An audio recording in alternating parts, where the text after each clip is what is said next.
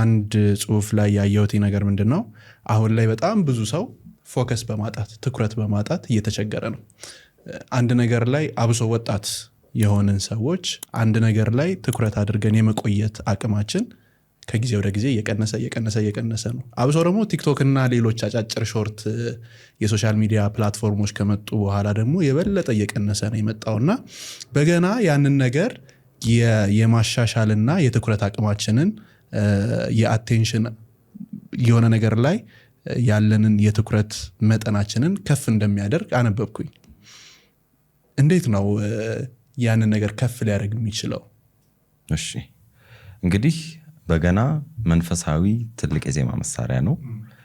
ስለ ድምፁ እናንሳ። በገና ሁለት አይነት የድምፅ ፍሪኩዌንሲ at the same time የምንሰማበት መሳሪያ ነው። ይሄ ማለት በገና ምናልባት በኋላ የተወሰነ እንሰማለን ብዬ አስባለሁ ወይ ዴሞንስትሬት እናደርጋለን። ብቻውን እንዚራ የምትባል ትንሽዬ ቆዳ አለች። እሷን ቀጭኗን የበገናውን ድምፅ የምናገኝባት ናት። እሷን አውጥተን ብንሰማት ወፍራሙን ቤዙን ድምፅ ብቻ ነው የምንሰማው። በሁለቱም የድምፅ ሬንጅ የሚያነዝር ብቸኛው መሳሪያ ነው። ስለዚህ ድምፁ በራሱ ገዢና አንድ ቦታ ሰብስቦ የማቆምና የማረጋጋት ነገር አለው። ይህን ደግሞ ያው በገና ቴራፒውን በምንሰራበት ጊዜ እንደ ሳይንቲፊኩም ተርም ሐኪሞቹ ኤክስፒሪየንስ ያደረጉት ያዩበት ነው። እኛም ደግሞ እንደ አንድ አገልጋይና እንደ አንድ በገና ረዳሪ ኤክስፒሪየንስ ያደረግንበት ነው። ይሄ ማለት ብለድ የልብ ምትን ከማረጋጋት ጀምሮ አእምሮን እስከ መሰብሰብ ድረስ ትልቅ ኃይል ያለው የዜማ መሳሪያ ነው። ከዛ ደግሞ ሶስት ስራ ነው በአንድ ጊዜ የምሰራው። ለምሳሌ አሁን ወጣት ስላልከኝ ለምሳሌ እኛ ተማሪዎቻችን ስናስተምር የመጀመሪያው በጣቶችህ መደርደር ይጠበቅብሃል፣ በአፍ መዘመር ይጠበቅብሃል። አሁን እንደ ብዙዎቹ የዜማ መሳሪያዎች የምትመታውና የምትሰማው ብቻ አይደለም፣ አብረ መዘመር ይጠበቅብሃል። ሌላ ደግሞ የበገና መዝሙሮች ረጅም ናቸው እና ደግሞ በዛ ይላሉ፣ ቃላቶቹም ትንሽ ጠጠር ይላሉና ሁሉንም መዝሙር ለመሸምደድ አስቸጋሪ ነው። ኢቭን አንዷን መዝሙር እንኳን ለመሸምደድ አስቸጋሪ ነው። አሁን እንደለመድናቸው መዝሙሮች 4-5 ብቻ ያለው አይደለም፣ ረጅም ነው እና እሱንም በቃል ለመያዝ አስቸጋሪ ነው። ስለዚህ ታነባለህ።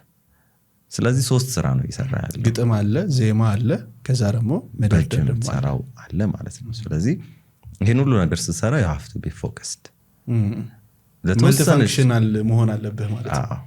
የተወሰነች ሰከንድ ሐሳብ ሄደ ማለት ሶስቱም የምትሰራው ነገር ይበታተናል ማለት ነው። ኢቭን እኔ እንኳን አሁን ኤክስፒሪየንስ አደርገዋለሁ ባይዘው ይሄንን ነገር። ለምሳሌ ወይ የዘመርኩ ወይ እንደዛ የሚለው ሐሳብ ይመጣል። የሆነ ሐሳብ ሲመጣ ትበታተናለህ። ስለዚህ ግዴታ ነው ሐሳብን የመሰብሰብ። እሱን ደግሞ ይዘህ እንድትቆይ የበገናው ድምፅ ያደርግሃል ማለት ነው። ሌላው አሁንም ከነዚህ ከሜንታል ሄልዝ ኢሹዎች ጋር በተገናኘ የሚሰጣቸውን ጥቅሞችም በዚሁ እያነሳ እንድንሄድ ፈልጋለሁኝና አብዛኛው ሰው አሁን ላይ ደግሞ እየተቸገረ ያለው የኤዲኤችዲ ዲስኦርደር ነውና ምን ማለት ነው? ከቃሉን ጀምርና ከዛ በኋላ እንዴትስ ነው በገና ለኤዲኤችዲ መፍትሄ የሚሰጠው? ያው በዚሁ አጋጣሚ እኔ የሕክምና ባለሙያ አይደለሁም። ተርሞቹን እና ሲምፕተሞቹን ልሳሳት እችላለሁ። ያው ሞር ባለሙያዎቹ በደንብ ቢያብራሩት ጥሩ ነው። እንደኔ የሚመስለኝ ግን አቴንሽን የማጣት ችግር ነው፣ ወይም ደግሞ አንድ ቦታ ላይ ኮንሰንትሬት አድርጎ የመቆየት ችግር ነው። እሱን እንደ አንድ በገና ረዳሪ ዲፋይን ላድርገውና እንዴት እንደረዳ ልናገር። ይሄንን ኤክስፒሪየንስ ያደረግነው እኛ በተማሪዎቼ ነው። በዛው እንትንም ካለ ታሪክም ካለ አንድ ላይ ብትነግረን ደስ ይለኛል። በጣም ጥሩ። እንግዲህ አቴንሽን የማጣት ወይም ደግሞ የመቅበዝበዝ አይነት ነገር ያሳያሉ። ይሄ አንደኛው ምልክታቸው ነው። ሳኦልን ስንመለከት እንግዲህ ከቅዱስ ዳዊት ጋር በነበራቸው የበገና ቆይታ ለምሳሌ በገና የኋለኛው ክፍል ብዙ ጊዜ ክፍት ነው የምትደረገው። ቆዳው ክብ ተደርጎ ይቆረጥና ይሰፋል። ከዛ በኋላ መሐሏ ላይ መስቀል ይደረጋል። በገናው ይቀደዳል ማለት ነው። ያቺ የሆነ አንድ ሲምቦል የሚያደርገው ነገር አለ። ቅዱስ ዳዊት ለሳኦል በገና በሚደረድርለት ጊዜ ጦር አንስቶ ወርውሮበት ሊገለው ሞክሮ ነበር ከአንድም ሁለት ጊዜ። ለምን ማለት ጥሩ እንግዲህ ቅዱስ ዳዊት ከጎልያድ ጋር በነበራቸው ነገር ሳኦል ሺህ ገደለ ዳዊት እልፍ ገደለ የምትል አንድ ዜማ ወይም አንድ ግጥም አንድ ቅኔ ሰምቶ ነበር። በዛ ቅጽበት የሰው ደግሞ ሌላኛው ትልቁ ተውሳክ ትልቁ በሽታ ያዘው ማለት ነው፣ ቅናት። ሰው ቅዱስ ዳዊት ላይ ይቀና ነበረ። አንደኛ ጸጋው ተገፏል። የፈለገ ንጉስ ቢሆን ኢንሴኪዩሪቲ ያለበት የሚያየው ሰው ሁሉ ሚኒቃው ይመስለዋል። የሚያይበት መንገድ ንግስናውን የሚያይበት መንገድ ብዙ ነገሩ ተቀይሯል። ሳኦል በተለይ እንዳልኩ ከእግዚአብሔር መንገድ ከወጣ በኋላ ያኔ ሳኦልን የሚያይበት መንገድ እንግዲህ አንድ ብላቴናነቱ አንድ ተወዳጅነቱ ለሳኦል አልቀጠለም። ከዛ ጊዜ በኋላ ከባድ የቅናት መንፈስ አድሮበት ነበር። ስለዚህ ሊገለው ይፈልግ ነበር።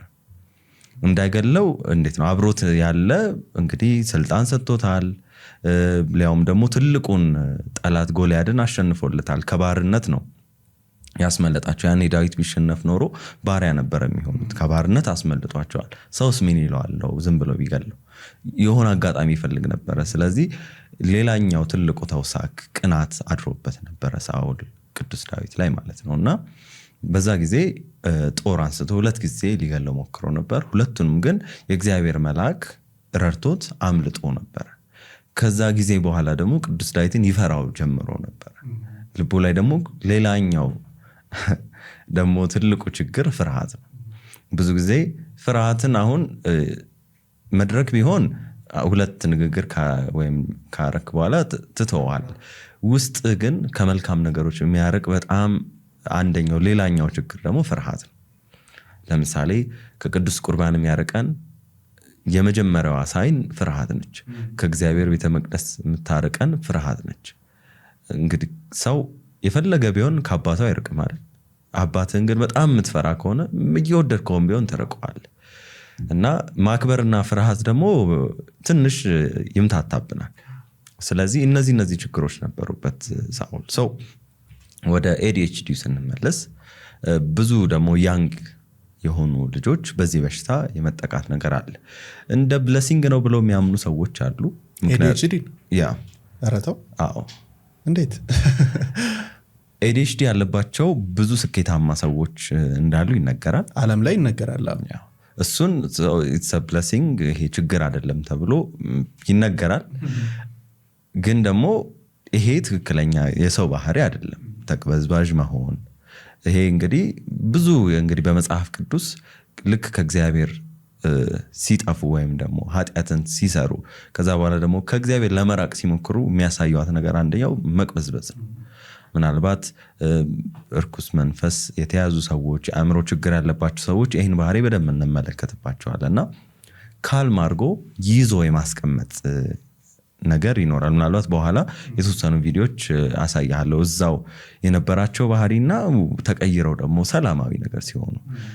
ለምሳሌ ወንደሪንግ ሳይክል ውስጥ ይገባሉ። ዝም ብሎ ተነስቶ መዟዟር ሊሆን ይችላል። እግራቸውን እጃቸውን ማንቀጥቀጥ ሊሆን ይችላል። አንድ ቦታ ላይ ፎከስ አድርጎ መቆየት የመቸገር ነገር ይኖራል። ይሄ ሁሉ አይ ቲንክ የADHD ሳይኖች ሊሆኑ ይችላሉ። አሁንም የኔ ሕክምና ባለሙያ አይደለሁም፣ ግን from our experience ይሄንን ነገሮች እንመለከታለን እና ሰብስበው የማቆየት ነገሩ በጣም ይረዳቸዋል። ኢቭን ለስፒች ቴራፒ ራሱ እንደሚረዳ አምናለሁ እኔ። ምክንያቱም አንድ ተማሪያችን አለ ከውጪ የመጣ ለረጅም ጊዜ ቃላት የማውጣት ይቸገር የነበረ፣ አሁን ግን በስመ አብ ያለ የተኮላተፈም ቢሆን 2-3 መስመር መዝሙር የጀመረ ልጅ አለ። ያው ምንድነው እውነተኛ ነገር እግዚአብሔር ይፈውሳል። ይሄ የታወቀ ነገር ነው። ህመም ይሄ ባውንደሪ ሰውነታችን ላይ የምናያቸው ነገሮች በሙሉ ያው እንግዲህ ደዌ ለሁለት ምክንያት ሊመጣ ይችላል። የእግዚአብሔር ክብር እንዲገለጥ አሊያ ደግሞ እንግዲህ ከተፈጥሮ ከመራቅ ከእግዚአብሔር ከመራቅ ህመም ይመጣል። ትልቁ በሽታ ደግሞ ነው ብዬ ማምነው የአእምሮ በሽታ ነው። አእምሮ ጤነኛ ካልሆነ የትኛውም አካል ጤነኛ አይሆንም። አእምሮ ደግሞ ጤነኛ የሚሆነው ሰሪውን ሲያገኝ ነው። ሰውነታችን ደግሞ ባይ ዘ ዌይ በቃ እንደ አንድ ሳይን ነው። ምልክት እኮ ይነግርሃል። ለምሳሌ አሁን ኃጢአት ስንሰራ እና ቤተክርስቲያን ስንሄድ አእምሯችን ጸጥ ነው የሚለው። ቤተክርስቲያን ሲሄዳል እንዴ ለምንድን ነው የሚያስበው ነገር አጥቶ ነው ወይ? ችግራችን ሙሉ ተቀርፎ እኮ አይደለም። ቤተክርስቲያን ደርሰን ስንመለስ በቃ አካውንታችን ውስጥ በቂ የሚያስፈልገን ብር ገብቶ መኪና ኖሮን ቤት ኖሮን እኮ አይደለም። ግን ደግሞ አእምሮ፣ ሰውነት፣ ልቦና ቦታዋን አገኘች። በቃ ረፍቷ ነው። ኃጢአት ስንሰራስ ሌሊቱም ሙሉ ሲያቃጭልብን የሚውል ነገር አለ አይደል? ለምሳሌ እስቲ በሱስ ውስጥ ያሉ ወጣቶችን፣ በተለያዩ የአእምሮ ችግር ያሉ ወጣቶችን እጅግ በጣም ያሳዝናል። የዘመኑ ሱስ ማይመስሉ ሱሶች ውስጥ ያሉ ወጣቶችን ባህሪ ስትመለከት ደግሞ ተመሳሳይ ነገር ነው የምታየው። እንግዲህ ስለዚህ ጤና ወይ ህመም ነው ያለው። ከዛ መሀል ላይ የሚባል ነገር የለም። ስለዚህ እውነተኛ ደግሞ ጤና የምታገኘው በልብም ከውስጥ ነው አይደል? ወደ ውጪ ለምሳሌ ውስጥ ጉበት ወይ ኩላሊት ታማሚ ከሆንክ ፊት ላይ ያስታውቃል። ስለዚህ ልቦና ከእግዚአብሔር ጋር ከሆንክ በቃ ከዛ በኋላ እኮ ምንም አይነት ነገር አያስፈልግም። ስለዚህ ሳኦልንም የረዳው ነገር ምንድነው? ቅዱስ ዳዊት ይዞለት ሄደው የእግዚአብሔርን መንፈስ ነው፣ ሌላ ነገር የለው። ልክ በገናውን ሲደረድርለት ወደ ልጅነቱ ሳኦል ይመልሰው ነበር። ባይዘው ይሄም ነገር አሁን ከቴራፒ ጋር ለምሳሌ የአልዛይመርና ዲሜንሺያ ታማሚዎች ጋር ሄደን በገና መደርደሩ የማገልገሉ ነገር አለን። ከተለያዩ ነርሲንግ ሆሞች ጋር በህብረት ሆነን እንሰራለን ይሄን ነገርና እነዚህ ሰዎች ትልቁ ችግራቸው የመርሳት ለምሳሌ የመርሳት ችግር ያለባቸው ሰዎች የመጀመሪያ የሚያደርጉት ነገር ወይ ተኛሉ ወይ ደግሞ ቡና እንደጠጣ ሰው በጣም ንቁ ይሆናሉ። ከዛ ግን የሚገርም ሚሞሪያቸው ሪጀነሬት እያደረገ ይመጣል። ያንተን ስም ለምሳሌ ሾርት ሚሞሪ ይኖራቸዋል። ከረንት ላይ ያለውን ከተወሰነ ደቂቃ ያስታውሳሉ፣ ከዛ በላይ ያስታውሳሉ። እና በሳምንት ስትመጣ ስምህን ሊጠሩ ይችላሉ፣ ወይም እንደሚያውቁ ምልክት ሊያሳዩ ይችላሉ። ለሐኪሞች ይሄ ነገር ትልቅ ነው ማይተው እንደዚህ ስናወራው ቀላል ይመስላል እንጂና ይሄ ነገር ለምንድን ነው ብዬ ሳስብ ኦልሬዲ ቅዱስ ዳዊት ያደርገው የነበረው ነገር ነው። ለሳኦል በገና ሲደረድርለት ወደ ልጅነቱ ሳኦል ነበር ይመልሰው ነበር። በገናን ሰው ሲያስብ ብዙ ጊዜ ልጅነቱ አይደለ? አሁንም በገና አለኩ ድሮም ነበር፣ አሁንም አለ። ድሮም መሰንቆ አለ፣ አሁንም አለ። ልክ በገናን ሰው ሲሰማ ልጅነቱ ለምንድን ነው ትዝ የሚለው? በቃ ወደ ልጅነት መንፈስ ስለሚመልስ ነው። ምክንያቱም የእግዚአብሔር መንፈስ ልጅ ነው የሚያደርገው አይደል? ንስሐ ስንገባ ቄዳር ስንጠመቅ እንደ አዲስ እንደተወለደ ሰው ነው የምንሆነው። ስለዚህ ወደ ልጅነቱ ሳኦል ይመልሰው ነበር።